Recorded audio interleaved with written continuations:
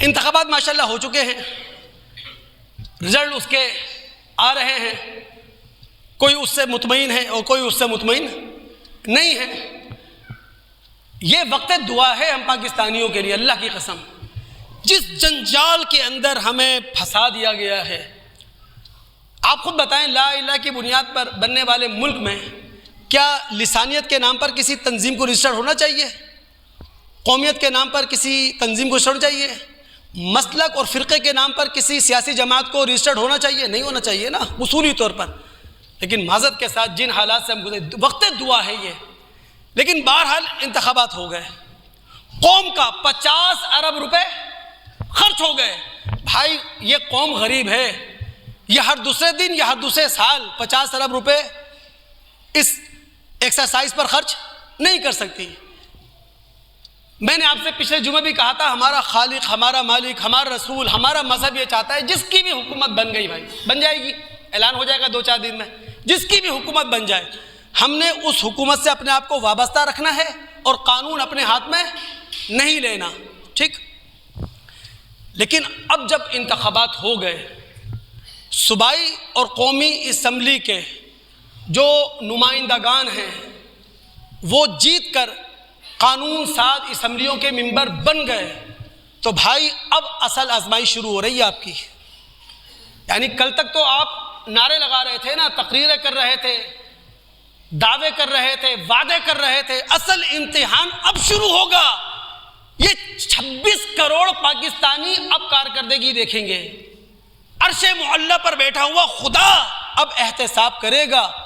ہمارے نبی صلی اللہ علیہ وسلم کے پاس مسلم کی روایت ہے، ابو ذر رضی اللہ تعالیٰ عنہ ہے، جنہوں نے ابو ذر رضی اللہ تعالیٰ عنہ کی تاریخ پڑھ رکھی ہے نا، وہ جانتے ہوں گے تصوف پسند انسان ہے یہ، یعنی روکی سوکی کھانے والے، پیون زدہ کپڑے پہننے والے، یہ وہ ہیں ابو ذر رضی اللہ تعالیٰ عنہ۔ وہ اللہ کے رسول کے پاس آئے، اب انہوں نے کس نیت سے اللہ کے رسول سے کہا ہوگا؟ پیسے کا لالچ تو تھا ہی نہیں نا، دھن دولت کی سے پیار تو تھا ہی نہیں۔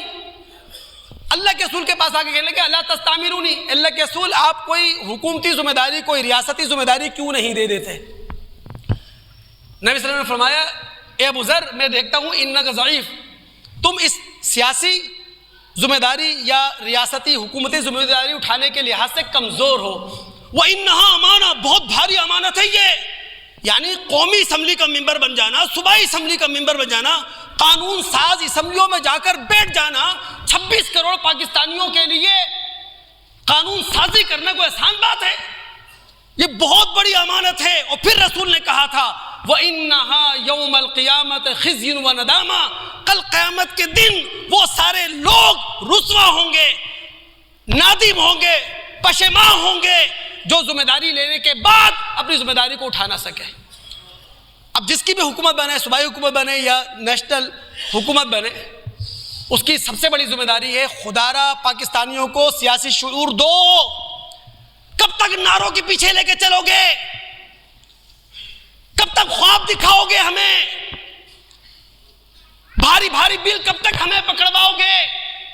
کب تک ہم پاکستانیوں سے ہی قربانی مانگو گے؟ تمہارے ٹھاٹ باٹ کے لیے مہنگا پیٹرول ہم لیں، تمہارے ٹھاٹ باٹ کے لیے مہنگی سبزیاں ہم لیں، اب تمہاری ذمہ داری ہے۔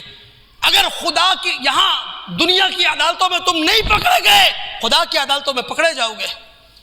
ایک حدیث سنا رہا ہوں، بخاری مسلم کی روایت ہے، یہ ابو موسیٰ اشعری رضی اللہ تعالیٰ عنہ راوی ہے، وہ کہتے ہیں نبی علیہ السلام ظاہر ہے ریاست کے والی تھے، ریاست کے حاکم تھے۔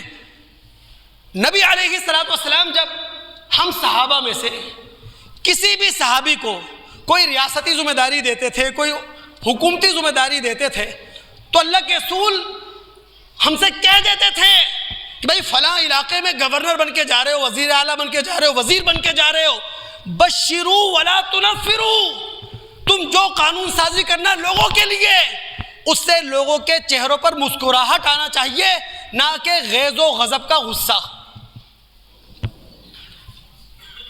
یسرو ولا تعسرو، جو قانون سازی تم عوام کے لیے کرنا اس میں لوگوں کے لیے آسانی ہو، نہ کہ لوگوں کے لیے مشکل۔